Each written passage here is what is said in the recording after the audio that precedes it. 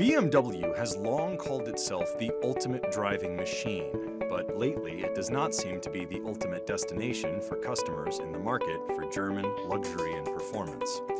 In 2016, BMW lost its crown as the top-selling luxury brand around the world to fellow German rival Mercedes-Benz.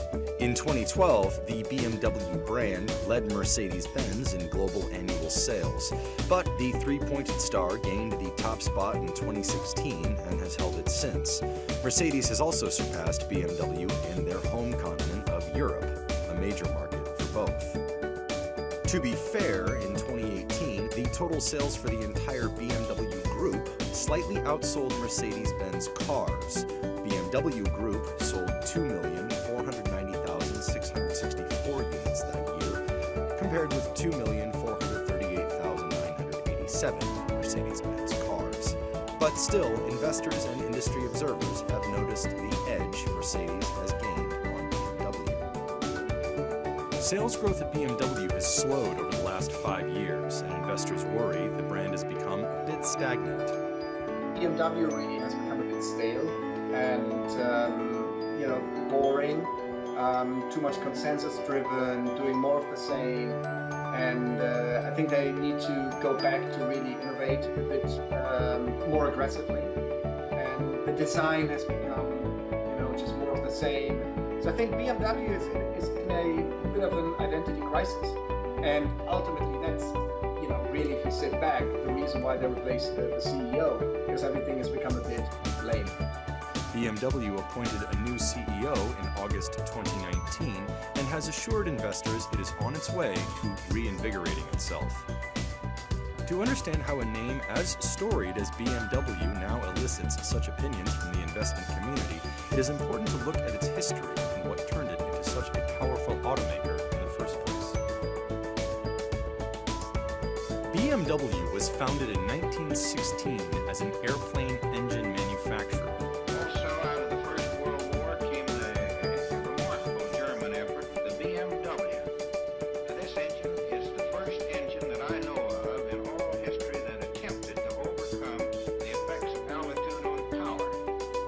The famous blue and white emblem, which has changed little since the company's founding, incorporates the blue and white colors of the Bavarian state flag in a form that is meant to resemble a rotating airplane propeller. In the years following the First World War, a state prohibition on the manufacture of airplane engines led the company to make railway brakes and inboard engines. BMW announced it would make its first complete vehicle, a motorcycle, in 1923. The basic engine design of that first BMW Motorrad model has remained largely the same ever since. The company acquired an automotive manufacturer in 1928 and produced its first cars under the BMW name in 1929. The earliest BMW cars were designs licensed from the Austin Motor Company, but BMW started producing its own designs in 1932. When World War II broke out, BMW made weapons and other wartime materials, often relying on forced labor from convicts, prisoners of war, and concentration camp prisoners. The company said it is painfully aware of the suffering it caused at this time and regrets the fate of these forced workers. In the wake of the war, the machines used for armament manufacturing were destroyed, and the company made household appliances. The occupying U.S. military government ordered BMW plants to be dismantled, and a considerable portion of machines were shipped to other countries as reparations for the war.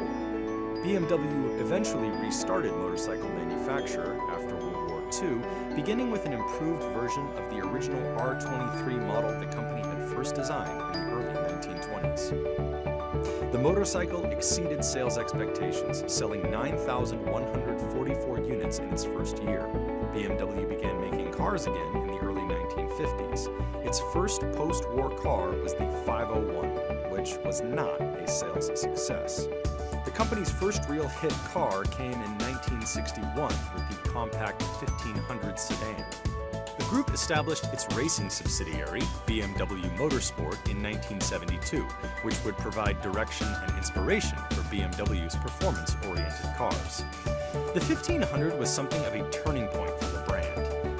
BMW soon came out with similar models, a 1600, 1800, and 2000. But it was the 2002 that really made waves, and it is often credited with being the first model that distinguished BMW as a purveyor of a new type of vehicle, the German sports sedan. BMW replaced the 02 series with the 3 series in 1975. And since that time, the small sporty car has been the sports sedan to beat. BMW also eventually began selling cars bearing the M badge from BMW's motorsport division. Cars such as the M3 and M5 were, and still are, higher performance versions of BMW sedans that offer ordinary customers the performance needed for the track. BMW's sales grew as the company solidified its reputation for combining luxury performance with a European pedigree. But over time, buyer tastes began to shift, starting with a boom in sport utility vehicles in the late 1990s. BMW and German rival Mercedes were both keen to meet the need. BMW introduced its first sport utility vehicle, the X5, in 1999. Purists cried foul, as they would with other brands embracing the SUV trend. Perhaps sensitive to this, BMW notably referred to its SUVs as sport activity vehicles, avoiding the association of its products with utility. Despite the backlash, selling sport activity vehicles has boosted the company's top line. They accounted for 37.3% of total BMW sales in 2018, an increase over the 33.8% in 2017. However, some investors worry that BMW has strayed a bit too far from its identity as a German performance brand. I mean, I think that what they're trying to do is create a driver's car, even if it is a large SUV or a mid-size SUV, and still make it fun to drive for that segment. Obviously, an X7 will not drive like an M3. That is just not possible in physics. But in terms of can it drive and be more fun than some of its competitors, maybe that's their strategy. But I do think that it certainly waters it down, and I think when people think of performance, they're not necessarily thinking an SUV. In recent years, BMW sales have not kept pace as well as Mercedes with growth in the global luxury market. Mercedes has kept up share along with some of the peers that have stolen share from BMW. And a big reason for that is Mercedes just simply sells more model variants than BMW does. And if a consumer is moving more towards premium or luxury versus just the driving experience, we think more customization and more model variety kind of plays into Mercedes' hand. Investors also worry BMW is falling behind in the race to make profitable electric vehicles, a key frontier in the auto industry. The company had an early lead over many other car companies with its fully electric i3 city car and its hybrid i8 sports car. BMW said it will end production of the i8 after releasing a limited Ultimate Sophisto edition. The i3 has not been a resounding sales success either. Its design was unique but polarizing, with many reviewers remarking on its odd shape and its lack of consistency with BMW's overall aesthetic. The car also cannot drive as far on a single charge as other electrics, even less expensive ones. Of course, there are elements of the i3 that are remarkably innovative, such as the carbon fiber chassis BMW uses to reduce weight and extract more range from the car on a charge. And despite the fact that the car is so small, BMW has said it has the same amount of interior space as the brand's famous 3 Series sedan. Now many automakers are pushing their own fully electric vehicles out into the market, and BMW has at times appeared to waver in its commitment to electric vehicles. Critics accused former CEO Harald Kruger of being a bit too cautious in investing in electrification.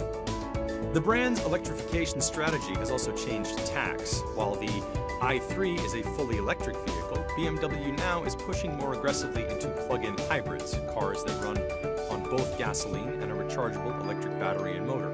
This might be less costly than investing in fully electric vehicles in the short term, but industry analysts wonder what will happen when the larger industry switches over to fully electric cars. The concern we have longer term for them is that they're approaching electrification with a very aggressive plug-in hybrid strategy. And the concern there is, what happens if consumers want full battery electric cars quicker than expected? One of BMW's key competitors is Audi, which is owned by the massive German automaker Volkswagen. VW has thrown its full weight behind battery electrics, betting that it can manage the costs of going all in on the technology and selling electric cars at the high volumes VW is capable of. The reason for that is they just have more scale, right? They're doing the JV with Northvolt. When you have scale, you can cut down most of the cost of making a battery, a large part, a chunk of it, like 30%, is just manufacturing scale. So they're definitely in an advantage. And you're right, BMW is going to face more of the margin dilution near term than VW. At the Frankfurt Auto Show in 2019, VW reportedly said it has already brought down the costs of batteries to $100 per kilowatt hour, and there are doubts BMW can achieve battery costs anywhere near that. That said, premium automakers such as BMW are likely to have an easier time managing the costs of the tech needed to comply with increasingly stringent emissions regulations, since they can simply charge higher prices for their vehicles and secure better margins than many mass-market automakers. The real reason for this is electrified cars, especially fully electrified cars, cost more to make than their ICE counterparts. And the real reason for this is the cost of the battery is so much today. Now, over time, the battery costs could come down, but as we've seen from the likes of Tesla, for example, the premium consumer is less price sensitive and can pay more. We know that the EVs will cost more than the ICE counterparts. So having the premium offering should help with meeting CO2 requirements and getting the consumer demand and consumer willingness to effectively pay more for these products.